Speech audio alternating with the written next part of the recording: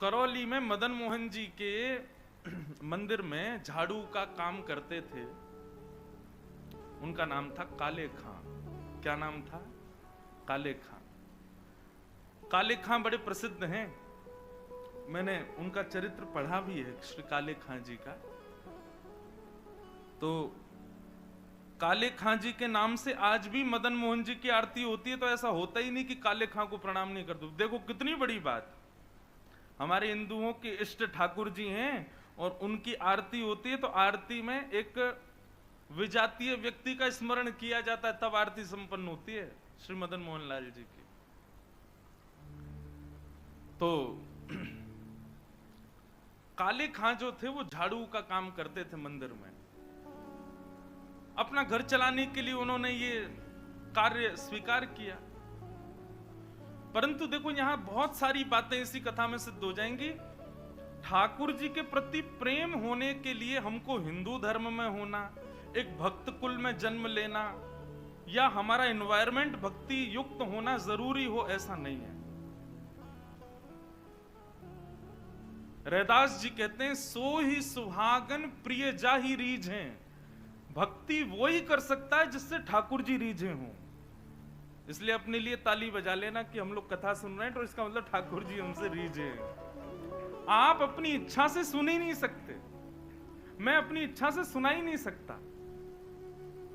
यदि मैं बिहारी जी जा रहा हूं, मैं कथा में आ रहा हूं, मैं वृंदावन जा रहा हूं, तो इसका मतलब यह बात निश्चित है कि ठाकुर जी मुझसे प्रीति करते हैं, इसीलिए संभव है।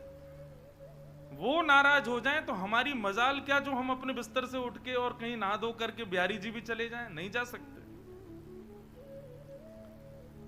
वो अपनी महफिल में हमको दाखिल कर लेते हैं, अपनी आंखों के आगे हमको खड़ा कर लेते हैं, इसका मतलब वो भी हमको देखना चाहते हैं, इसीलिए।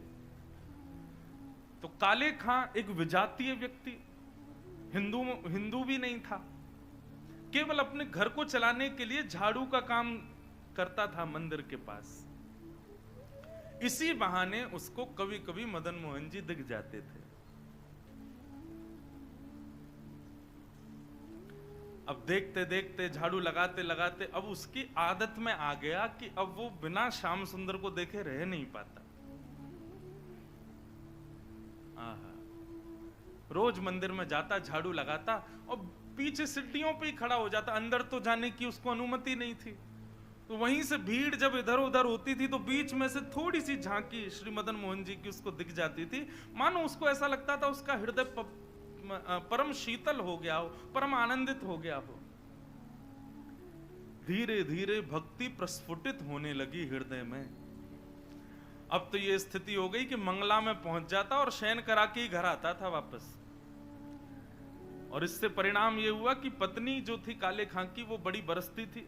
परिवार के लोग उसको काफिर बोलते थे। बोले बताओ, जन्मा हमारे कुल में, कभी खुदा को तो याद करता नहीं, वहां पत्थर पूजने चला जाता है, इस प्रकार की बातें बोलते। लेकिन उसको किसी से कोई फर्क नहीं पड़ता। वो तो और आनंदित हो गया जब उसकी पत्नी उसके बिल्कुल विपरीत होती चली गई, तो वो तो और खुश हो गया। बोले बढ़िया है, जो बीच में दोपहर में भोजन करने घर जाता था, अब उसका भी मन नहीं करता मेरा। क्यों? चिक चिक करेगी, लड़ेगी मुझसे, इससे बढ़िया मंदिर में पड़े रहो। अच्छा एक बात कहें, मैं अपनी कथा में कहा करता हूं, हमारे संबंधी यदि अनुकूल हों तो ये बिहारी जी की कृपा, लेकिन हमारे संबंधी यदि प्रतिकूल हों तो ये समझो बिहारी जी की डबल कृपा है। कथा में 3 प्रकार के लोग आते हैं। पहले इच्छुक, दूसरे आमंत्रित, जिनको निमंत्रण आमंत्रण भेजा गया है, और तीसरे जो घर परिवार और संसार से दुखी हैं। 3 प्रकार के लोग कथा में आते हैं। यहाँ हो सकता है एक आध लोग ऐसे बैठे हो, कोई घर जाएंगे तो क्या, कुछ नहीं, सब लड़ेंगे झगड़ेंगे, पीछे पड़े रहे, इससे बड़े कथा में ही बैठे रहो। तो मंदिर कथाओं में जाने वाले 3 प्रकार के लोग होते हैं, इच्छुक, भक्त, आमंत्रित और दुखी, दुखियारे बेचारे। तो काले खां को तो और अच्छा लगता, पत्नी बेचारी ऐसी विमुख हो गई कि अब तो वो पूरा दिन ही मंदिर में ही निकालता। लेकिन काले खां की व्यवहार धर्म में एक पीड़ा थी कि उनको कोई संतान नहीं थी। घर परिवार के लोग सब उसको बहुत डांटते थे। बोले अरे तू खुदा को भजा कर, वो तुझको संतान देंगे, वो तेरे को बेटा देंगे, तू किसको भजने चला जाता है, खुदा को पुकारता ही नहीं है, इसीलिए तो तेरे बालक नहीं हो रहा। अब तो रोज की इतनी चिकचिक हो गई कि काले खां एक दिन मंदिर गया, मदन मोहन जी का श्रृंगार दर्शन कर रहा था, दूर खड़े खड़े बोले हे मदन मोहन लाल जी, मुझे पुत्र की कामना नहीं है, मुझे संतान की कामना नहीं है, पर आपकी भक्ति करने में, आपसे प्रेम करने में बाधा बनती है मेरे परिवार के लोगों की बातें, और वो बातें तभी खत्म होंगी जब मेरे घर एक पुत्र हो जाए। हे नाथ, मुझे पुत्र की कामना नहीं, मेरी कामना तो ये कि सब चुप हो जाएं और मैं आपकी भक्ति करता रहूं, इसके लिए आप मुझे एक पुत्र दे दो। देखो कितने बढ़िया ढंग से ठाकुर जी से पुत्र मांगा, और कृपा ऐसी हुई कि कहां परिवार के लोगों ने जब ज्यादा बोलना प्रारंभ किया तभी खबर आई कि काले खां की पत्नी जो है वो गर्भवती। पहले तो आधे लोगों के मुंह बंद हो गए, काले खां भी सबको बोल देते, बोले तुम लोग कहते हो खुदा को भजो तभी बालक होगा, दो मेरे मदन मोहन लाल जी ने भेज दी संतान, अब देखना होगी। फिर ये हुई कि अब बेटी हुई तो समझेंगे कि इसके ठाकुर जी ने दी, बेटा हुआ तो समझेंगे हमारे खुदा ने दिया। बोले ऐसा नहीं, ये तो हमारे ठाकुर जी कृपा करेंगे, उन्हीं की कृपा से ही हो रहा है। और काले खां के यहां पर एक पुत्र ने जन्म लिया। जन्म लेते ही महाराज काले खां बड़ा खुश, इसलिए नहीं कि पुत्र हुआ, इसलिए कि अब सबके मुंह बंद हो गए, अब मुझसे कोई कुछ नहीं कहेगा, अब मैं निरंतर मदन मोहन लाल जी का खूब दर्शन किया करूंगा। लेकिन हमारे ठाकुर जी सीधी सीधी जीवन जिए कोई, इससे ठाकुर जी को आनंद नहीं आता। हमें बिहारी जी बड़े चतुर हैं, खुद टेढ़े हैं तो इसलिए भक्तों का भी जीवन टेढ़ा मेढ़ा ही कर देते हैं। ये बात आप सबने अनुभव की होगी। जीवन में अगर 10-15 दिन बड़े खुशी खुशी निकल जाएं तो चिंता और बन जाती है, अब पता नहीं क्या होने वाला है, 10 दिन से कुछ हुआ नहीं है मेरे साथ, निश्चित कुछ तो होगा। अब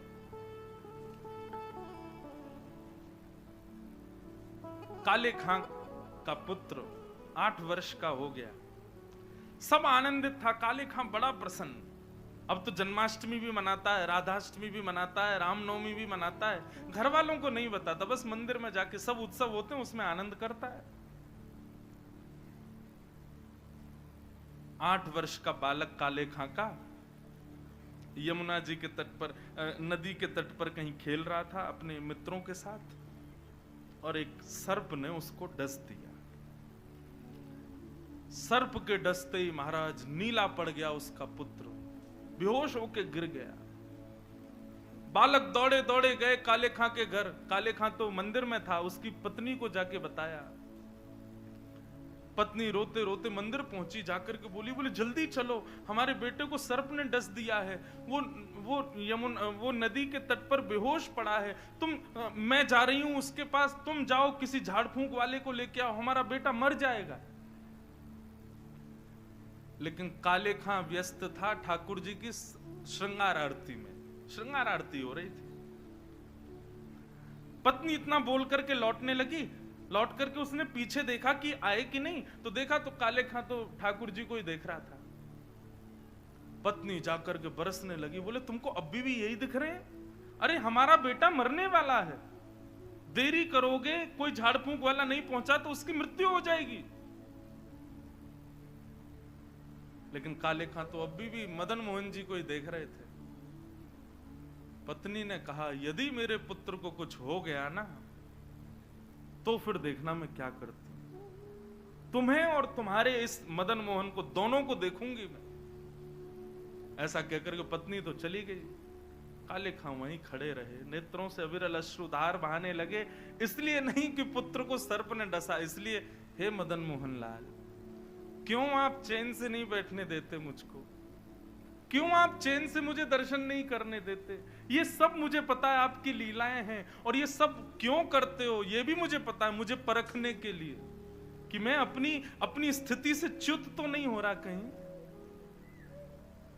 लेकिन मेरा पुत्र दिया आपने था तो बचाओगे भी आप ही, और पुनः कहूंगा इसलिए नहीं कि मेरा पुत्र है, इसलिए कि मैं आपसे दूर ना हो जाऊं, बस मेरे पुत्र को बचाना। संध्या आरती के बाद जैसे ही कपाट बंद हुए, काले खां नदी के तट पर पहुंचा। भीड़ इकट्ठी थी। पत्नी को जैसी पता चला काले खां, बोले आगे ओझा को नहीं लाए, झाड़ फूंक वाले को, बोले वो तो मैं भूल गया। इतना कहना हुआ कि महाराज परिवार के लोगों ने काफिर काफिर कहकर के काले खां को सुनाना प्रारंभ कर दिया। दौड़ करके गए, ओझा को लेकर के आए। जैसे ही ओझा ने आकर के उसकी नब्ज आदि देखी तो कहा ये बालक तो जीवित नहीं है, इसकी तो मृत्यु हो चुकी है।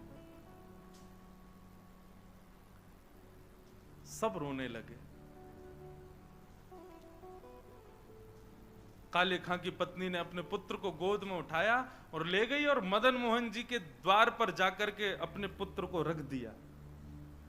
बोले बहुत कहते थे मदन मोहन लाल जी ने दिया, मदन मोहन लाल जी ने दिया है, तो ये जीवित करके दिखाएं इसको अब। और यदि ये जीवित नहीं हुआ, खुद भी मर जाऊंगी, तुमको भी मार दूंगी और पूरे परिवार को नष्ट कर दूंगी इन्हीं की दहली पर।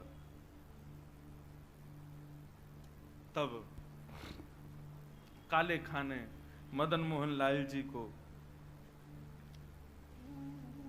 निहारा और निहार करके कुछ शब्द काले खां ने लिखे। हैं तो थोड़े उर्दू के अल्फाज, लेकिन हैं बहुत सुंदर।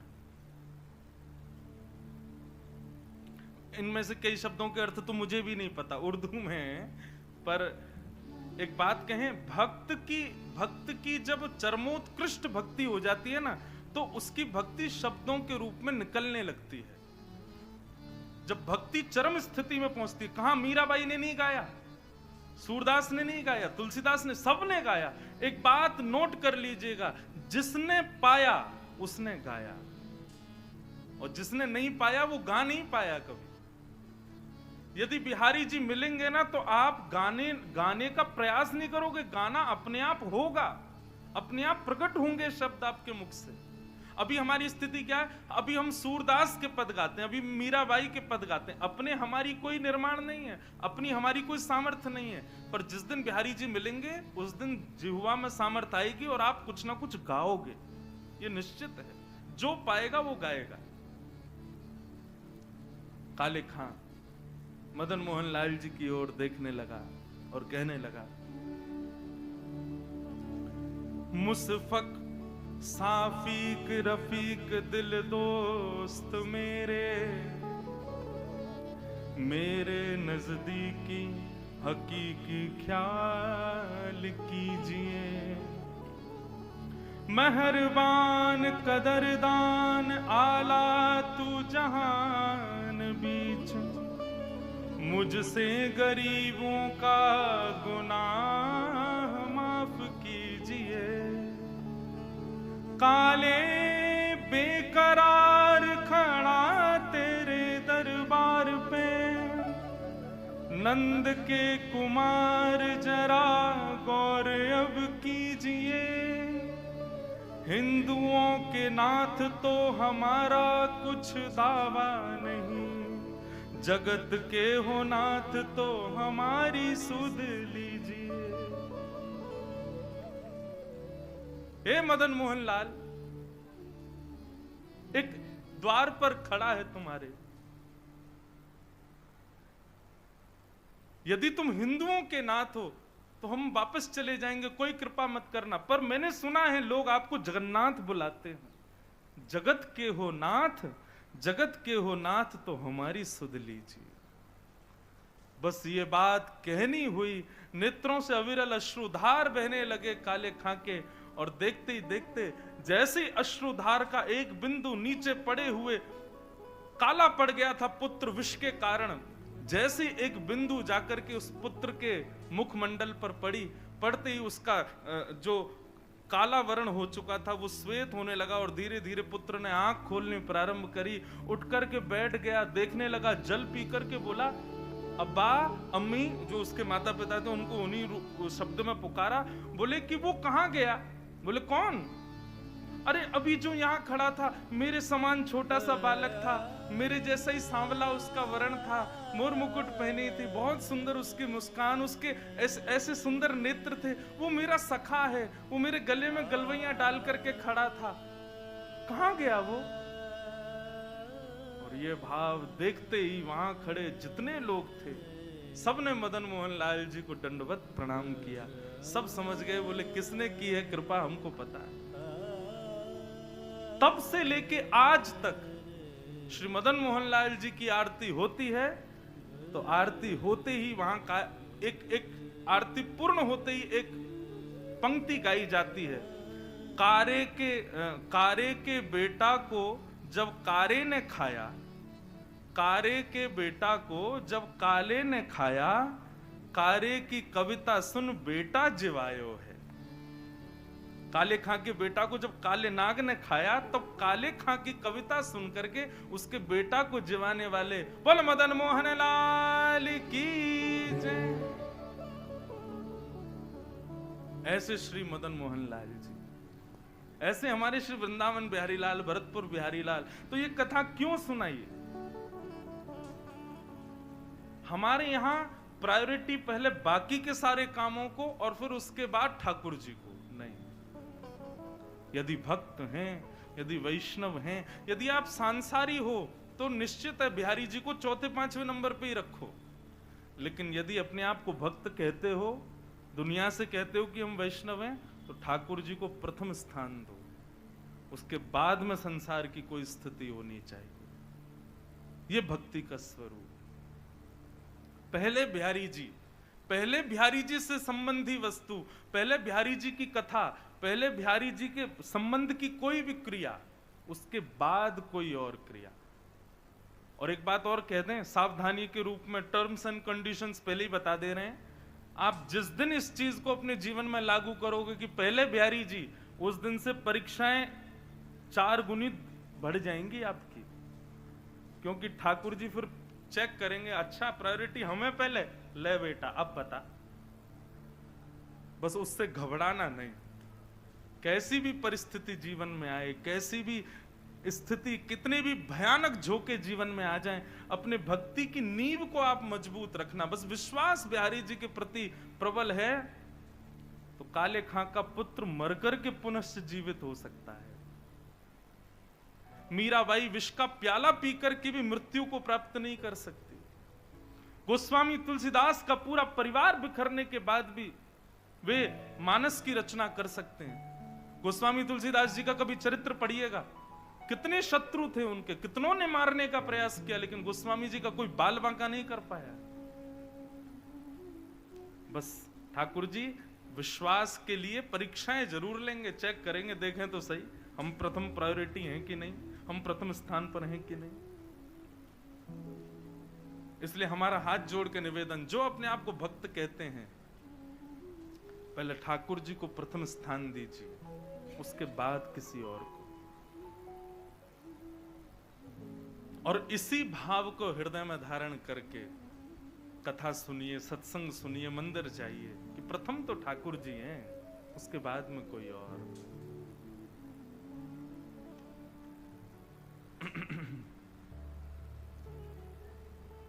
बोलो वृंदावन बिहारी लाल की जय। भूमिका में चले गए ज्यादा, पर अच्छा ही था। जो भी भाव निर्मित हो श्री बिहारी जी की कृपा से ही होता है। तो हम ये विषय क्यों लेकर के प्रारंभ किया था? ये विषय प्रारंभ किया था स्मृति शब्द से, कि वो 5 वर्ष पुरानी जो स्मृति है ना, उसी स्मृति का कल हम फोन कर दें कि भैया सुनो आज ना कथा आप ही लोग कर लो, हम थोड़े थक रहे हैं, हम नहीं आ रहे, तो ऐसा हो सकता है? भरतपुर के अखबार में छप जाएगा, हमारा जयपुर तक, वृंदावन तक हल्ले हो जाएंगे। इंद्रेश जी ने भरतपुर में कथा की और तीसरे दिन फोन करके कहा हम थक गए, हम नहीं आ रहे। हम कर ही नहीं सकते, हमको आना ही पड़ेगा, चाहे सर दर्द हो चाहे पेट दर्द हो। मतलब बाकी के लोग तो समय निकालने के लिए सोचते हैं ठाकुर जी के लिए, हमारा तो कान ही बिहारी जी ने पकड़ रखा, बोले नहीं बैठना ही पड़ेगा तुझे, तो करनी ही पड़ेगी। घर में चाहे किसी का ब्याह हो, घर में चाहे कुछ भी हो, हमको कथा करने जाना ही पड़ता है। तो ये तो ठाकुर जी की हम पर कृपा है, तो इससे पुण्य तो बनते होंगे बंधुओं, कथा सुनाते हैं, इतने लोग सुनते हैं, तो पुण्य तो मिलते होंगे। पर हमने पहले ही सोच रखा है नाथ, इस पुण्य के बदले हमको एक ही चीज देना, क्या? हम वैकुंठ आएंगे ये तो हमको पता है, ये तो निश्चित हम जान चुके हैं, वैकुंठ से नीचे तो हमको मिलने वाला नहीं है। लेकिन हम वैकुंठ में आकर के भी कथा करें और शंख चक्र गदा पद्मधारी हमारे बिहारी जी के ही पूर्ण अवतार श्री नारायण को सामने बैठा करके कथा सुनावें, वहां भी कथा करें। लेकिन हम अकेले नहीं जाएंगे वैकुंठ।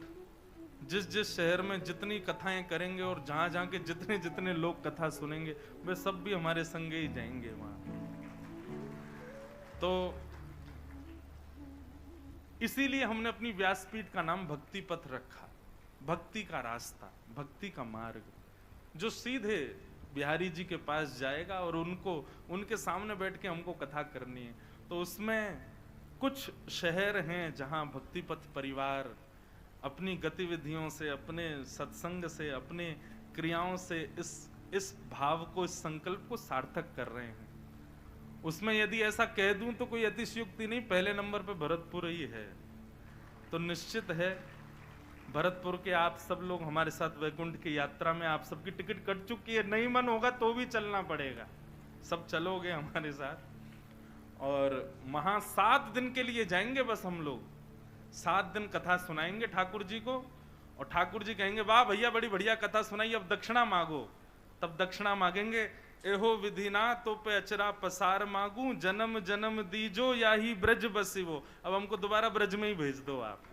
तो 7 दिन रहेंगे वैकुंठ में, फिर दोबारा आ जाएंगे वृंदावन में, फिर से यहाँ पर खूब कथाएं आदि करके फिर जाएंगे, फिर आ जाएंगे। तो यही संकल्प है, इसीलिए इसका नाम भक्ति पथ है।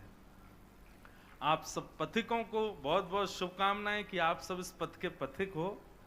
खूब आनंद से हम लोग ठाकुर जी की प्राप्ति करेंगे। निश्चित है मिलेंगे ही मिलेंगे बिहारी जी, इससे नीचे काम बनने वाला हमारा है नहीं। बिहारी जी सत्य स्वरूप हैं, आप सब अनुभव करोगे। आप संसार में किसी से कितना भी प्रेम कर लो, लेकिन फिर भी अपने कुछ ना कुछ बातों को मन में छुपाओगे, उससे भी नहीं बोल सकते। लेकिन बिहारी जी ऐसे, उनके सामने जाते ही छुपाना नहीं पड़ता, सब अपने आप प्रकट हो जाता है। जो हम किसी को नहीं बता पा रहे, बिहारी जी के सामने जाते ही वो अपने आप प्रकट हो जाता है। चाहे वो हमारी दुख के हों, चाहे वो हमारे सुख के हों, चाहे वो हमारे द्वारा किए गए पाप हों, चाहे वो हमारी पीड़ाएं हों, बिहारी जी के सन्मुख आते ही सब अपने आप प्रकट हो जाती हैं। इसलिए वो सत्य है। संसार में कई लोगों से हमारे ऐसे संबंध होते हैं कि उससे हम अपने सारी हृदय की बात कह देते हैं। वो हमारे सगे भाई बहन भी हो सकते हैं, या चाचा ताऊ के बच्चे भी हो सकते हैं, हमारे पड़ोसी भी हो सकते हैं, हमारे मित्र भी हो सकते हैं। परंतु बंधुओं, ठाकुर जी ऐसे हैं कि उनसे आप वह भी बोल सकते हो जो आप किसी से नहीं बोलते। और बोल सकते हो नहीं, बोलते ही हो। व्यक्ति पाप कर ले, सबसे छुपा लेगा, लेकिन ठाकुर जी से नहीं छुपा पाता। चोर भी यदि कभी मंदिर में जाता है ना, तो बिहारी जी से कहता होगा, हे बिहारी जी, आगे वाली की चैन काट रहा हूं मैं, क्षमा कर देना। आज भी हमने सुना कि कथा में 2-3 माताओं के कुछ चैन वैन कट गई। इसलिए भैया यहाँ तो भक्ति का गहना पहन के आओ, उसको कोई चोरी कर ही नहीं पाएगा।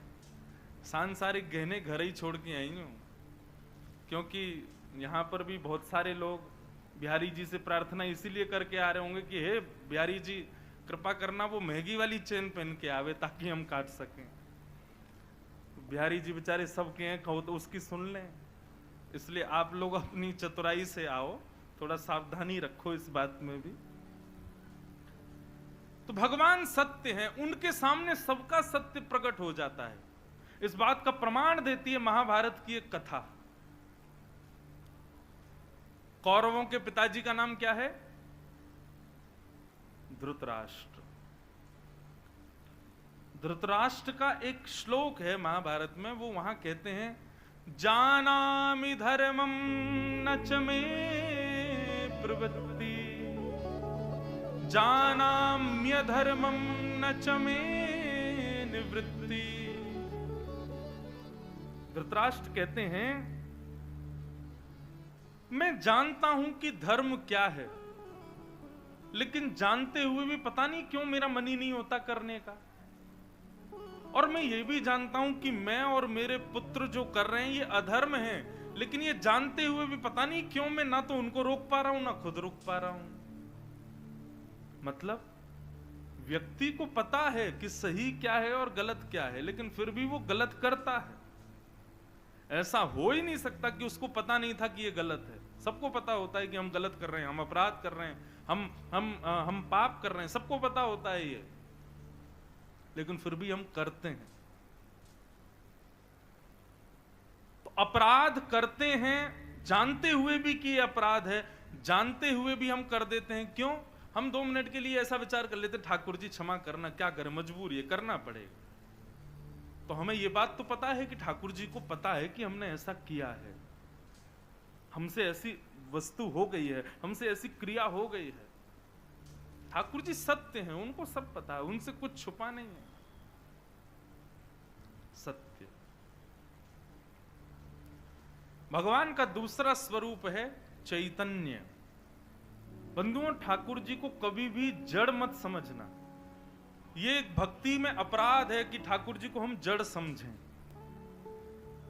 ये तो मूर्ति है, कुछ भी पहना दो, कुछ भी खिला दो, कैसे भी रख लो, नहीं, वो चैतन्य है, साक्षात चैतन्य है। उनके प्रति चैतन्य का भाव रखना ही पड़ेगा, तभी आपकी भक्ति आगे को अग्रसित होगी। आप केवल ये भाव रखोगे ये तो मूर्ति है बस, आप भक्ति में कभी उस वस्तु, उस श्रेणी से कभी आगे नहीं बढ़ पाओगे। उनके प्रति चैतन्य भाव रखना ही पड़ेगा।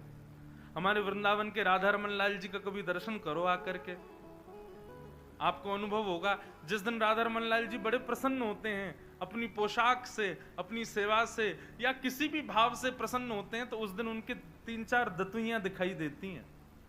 कोई गौर से अगर देखे दूरबीन से या फिर फोटो खींच ले, और यदि अभी जैसे गर्मियों के समय में शाम को लगभग हर मंदिर के ठाकुर जी बाहर आ जाते हैं, बाहर आकर के सबको दर्शन देते हैं। आप कभी गौर से देखना, राधा रमन लाल जी जिस दिन बड़े प्रसन्न होते हैं ना, उस दिन उनके दांत दिखाई देते हैं, 3-4 दांत दिखते हैं। क्यों? क्योंकि वो जड़ नहीं है, वो चैतन्य है। उनको जड़ समझने की भूल भी मत कीजिएगा। हमारे श्री गोवर्धन नाथ, ऐसे ठाकुर जी तो पूरे विश्व में ही नहीं है। क्यों? सारे मंदिरों में अपरस का भाव है, किसी को भी प्रवेश नहीं कर सकता कोई, लेकिन एकमात्र हमारे गोवर्धन नाथ जी ऐसे, यहाँ कोई भी चले जाओ, सबको अधिकार है, सब अंदर चले जाओ, सब गिरिराज जी को गले लगा लो। अच्छा देखो, एक बात और बताएं, ब्रजवासियों को अधिकार है कि जब श्री गोवर्धन जाएं तो किसी गोवर्धन शिला का भले ही अभिषेक ना करें, भले ही इत्र ना लगाएं, भले ही भोग ना लगाएं, लेकिन गले से जरूर लगा के आया करो, क्योंकि ये संबंध हमारा ठाकुर जी ने बनवाया था गिरिराज जी के साथ। और एक और बात बताएं, गिरिराज जी में जितनी भी शिलाएं, गिरिराज जी से जो अलग शिलाएं दिखाई देती हैं, जो गिरिराज जी पर लेटी हुई हैं, ये सब अनन्य ब्रजवासी ही शिला बनकर के गिरिराज जी को माने आलिंगन कर रहे हैं, अपने हृदय से लगा रहे हैं। तो हमारे गिरिराज जी को आलिंगन जरूर किया करो, श्री गोवर्धन नाथ जी को। तो भगवान चैतन्य है, वो जड़ नहीं है, जड़ कभी नहीं मानना उनको। आप जिस दिन ये भाव रखोगे कि ये जड़ हैं, आपसे उसी दिन से अपराध बनने प्रारंभ हो जाएंगे। सेवा में अपराध, भोग में अपराध, भक्ति में अपराध, उसी दिन से अपराध बनने लग जाएंगे। इसलिए आप उनको चैतन्य समझो। चैतन्य समझोगे, चैतन्य मानोगे। अच्छा, चैतन्य मानने का मतलब एक और सुन लीजिए, इसका मतलब ये भी नहीं कि आप ठाकुर जी को सब जगह संगी लेके चलो, डलिया में कहीं भी ले जा रहे हैं, कहीं का समय, इस समय ठाकुर जी गौचारण में ही होते हैं, अपने ग्वाल बालों के संग होते हैं। इसी भाव से हम कथा में आते हैं कि ठाकुर जी तो गैया चरावे गए, हम कथा करवे चले जाए, शाम को जब जाएंगे तब तक ठाकुर जी आ जाएंगे। ये भाव बंधुओं कब प्रकट होंगे? जब आप अपने ठाकुर जी को जड़ ना समझ के चैतन्य समझोगे। जैसे हमें सर्दी लगती है, हमें गर्मी लगती है, हमें भूख लगती है, हमें प्यास लगती है, ऐसे ही ठाकुर जी हैं, वो जड़ नहीं है। व्यक्ति के कमरों में एसी लगे हैं, ठाकुर जी के कमरे में पंखा लगा है, वो भी जोर जोर से आवाज कर रहा है, चर्र चर्र चर्र, धीरे धीरे चलता है। क्यों? ठाकुर जी के लिए भी एसी लगाओ, वो जड़ नहीं है, वो चैतन्य है। ठाकुर जी के लिए भी उतनी व्यवस्थाएं रखो जितनी व्यवस्थाएं आपके लिए हैं। और ये सब भाव बंधुओं कब प्रकट होंगे? जब भगवान को आप जड़ नहीं समझो, चैतन्य समझो। बुरा नहीं मानिएगा, कान पकड़ के क्षमा है सब लोगों से। अपने कमरों का कद देखिए और ठाकुर जी के मंदिर का कद देखो, छोटा ही होता है हर घर में। हमारे घर आना, हमारे लाल जी का कमरा देखना, सारी फैसिलिटी है हमारे ठाकुर जी की। ऐसा नहीं कि उनको जरूरत है, ऐसा इसलिए क्योंकि हमें पता है वो चैतन्य है, वो जड़ नहीं है, उनको चैतन्य भाव है। पता चली महाराज 7 दिन में ऐसे हो गए आप लोग, कईयों ने तो घरों में कंस्ट्रक्शन करवा दिए। कमरा खोलो महाराज, बड़े करो, भगवान के कक्ष बड़े बड़े बनाओ। हमारा निवेदन केवल इतना है, जितना संभव हो सके उतना भाव रखो, लेकिन रखो चैतन्य वाला, कि ये चैतन्य है। गर्मी, सर्दी, भूख, प्यास, सोना, उठना, ये सब भाव ये तभी प्रकट होंगे जब ठाकुर जी को चैतन्य मानोगे। तो भगवान का दूसरा स्वरूप क्या है? चैतन्य। पहला सत, दूसरा चित्त यानी चैतन्य, और तीसरा आनंद। जब आप सत उस परमात्मा को चैतन्य मानने लग जाओगे तो भक्ति में आनंद आने लग जाएगा।